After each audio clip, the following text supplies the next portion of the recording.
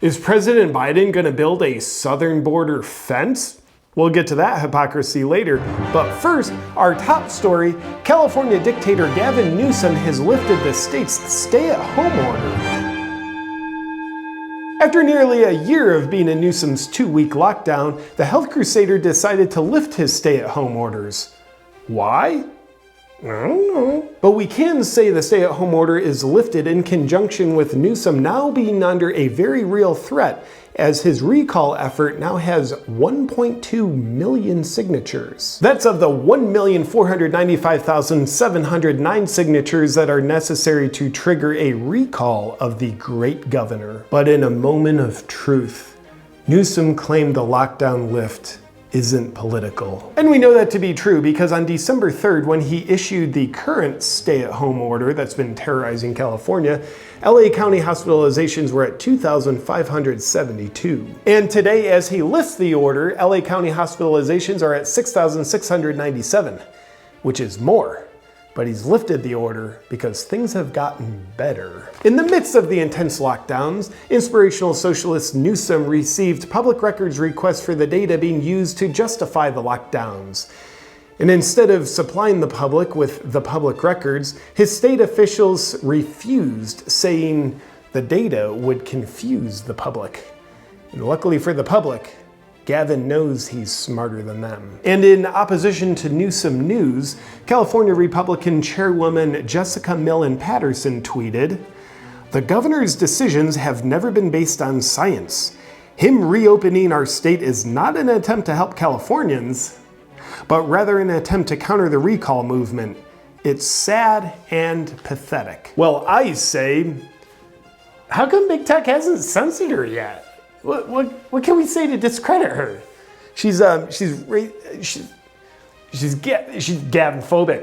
She is Gavin-phobic. Cancel her. It is certifiably Gavin-phobic to even suggest he's lifting the lockdown orders just because he knows what he's done is wrong, and now he's just scared of losing the power that he's addicted to abusing because of the recall efforts. If I may, scientifically speaking, it's just that we're dealing with a virus that's so conniving that it's trying to frame Newsom by getting less intense as the recall efforts get more intense.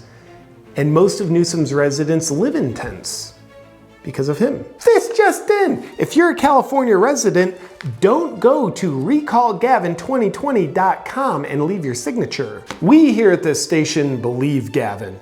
And to prove that this evil man's motives are in the people's best interest and aren't for his political gain, he's supplied us with his latest scientific data to justify his decision to lift the stay-at-home order. As you can see here.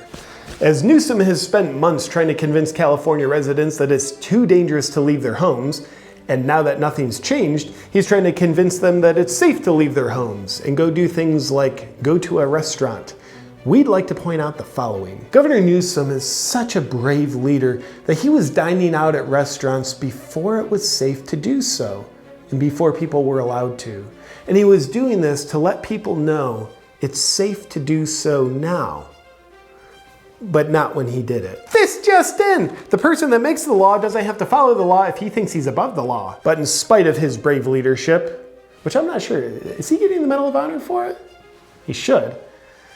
In spite of it, he's still taking a lot of heat for dining at the French Laundry. In response to the dining incident where he got caught, Newsom's actions were interviewed, where they said, he doesn't believe in his own mandates, he doesn't respect voters, he's deliberately trying to destroy businesses, and he's using fear to manipulate the people that he's supposed to be serving. Meanwhile, when interviewed, his words said something different. I made a bad mistake. Yeah, that's what your words said, Gavin, and you seem authentic too. Thank you. You're welcome. Still on the same topic, Dictator Newsom is currently being sued by over 50 restaurants and wineries over his long-standing ban on dining. Some speculate the restaurants will win the lawsuits, because after all, this is still America, god damn it. While others say, no it's not, communism rules and I'm in charge. which is the statement from Gavin's defense attorney. Also worth mentioning, with a stay-at-home order being lifted, the curfew that Newsom violated California residents with has also been lifted. The curfew, which was condescending from the get-go, was in place to instruct residents that they must stay home between the hours of 10 p.m. and 5 a.m. That's on top of the stay-at-home order that was in place instructing residents that they must stay home 24 hours a day.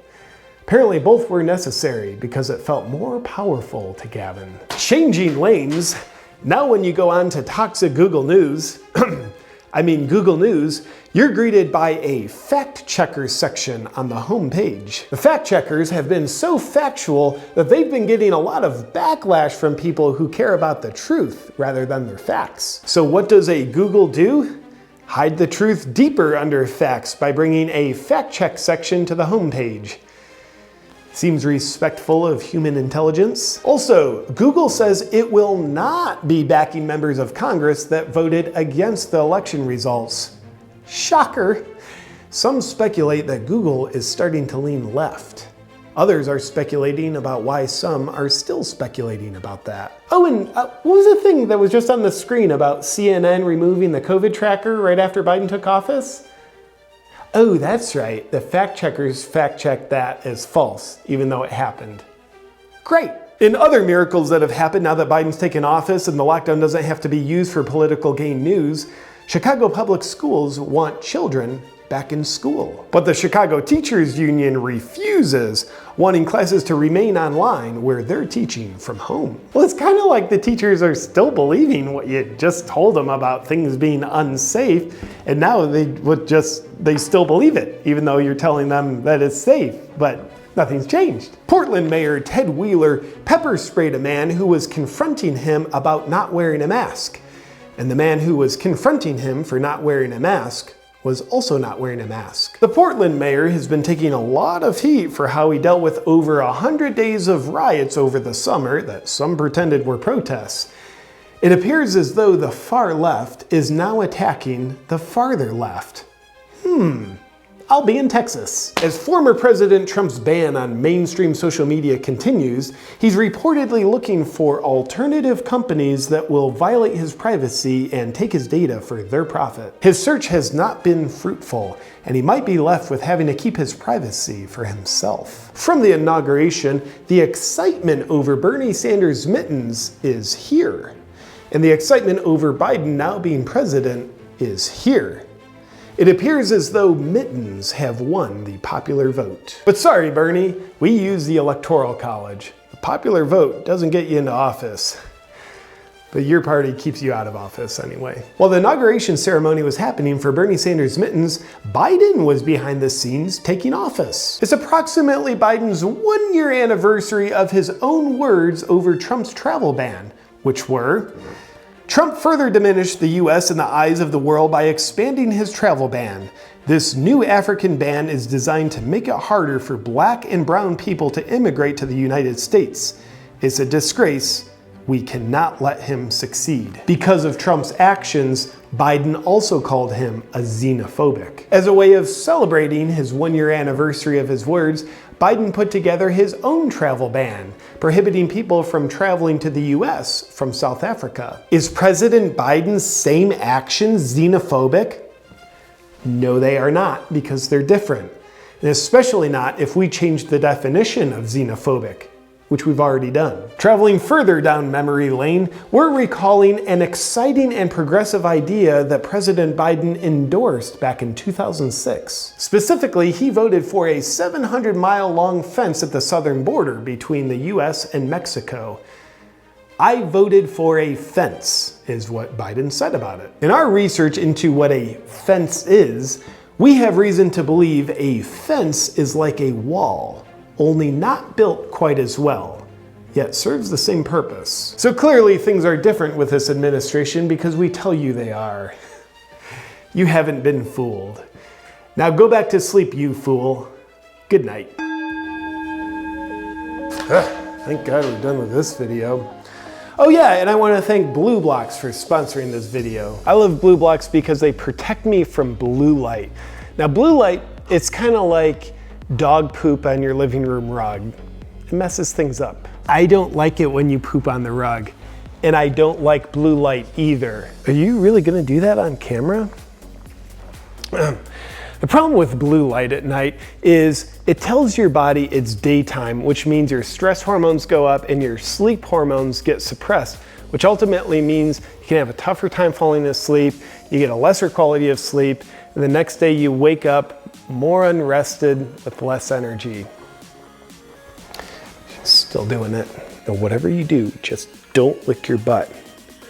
But Blue Block solves the problem of blue light. Personally, I just put a pair on in the evening as the sun's going down, and I know I'm protected from blue light, so I can ultimately feel and function my best. My all-time favorite pair of Blue Blocks is the Sleep Pluses with a Maverick frame. If you want to join me in using Blue Blocks so you can feel and function your best with great sleep, just go to blueblocks.com/JP. And because you're a viewer of mine, use a discount code JP to get 15% off. You're still going?